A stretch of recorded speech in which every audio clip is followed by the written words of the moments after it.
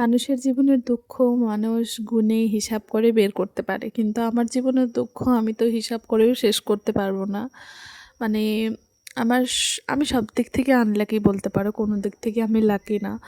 আর কার জীবন কেমন আমি জানি না, কিন্তু আমার জীবনটা বাইরের থেকে একদম খুব সাজানো গোছানো দেখা যায়। মনে হয় আমি অনেক শান্তিতে আছি, সুখে আছি। মানে এরকমটাই আর কি। অনেকেই ভাবে, অনেকে বলতে গেলে নিজের কাছের লোকেরাই ভাবে বেশি, বাইরের লোকেরা তো ভাববেই।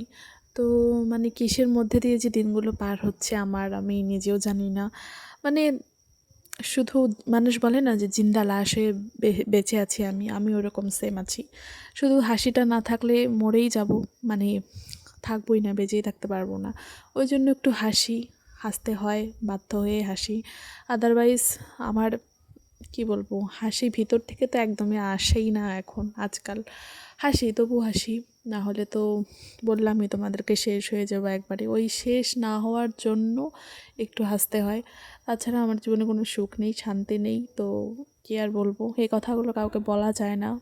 আমি শুধু বলছি এখানে একটু মনটা হালকা হওয়ার জন্য। হালকা তো তবু হবে না, নিজের মনের ভার নিজেকেই বয়ে বেড়াতে হবে। তো যাই হোক, এদিকে দেখো আমি রান্না করছি।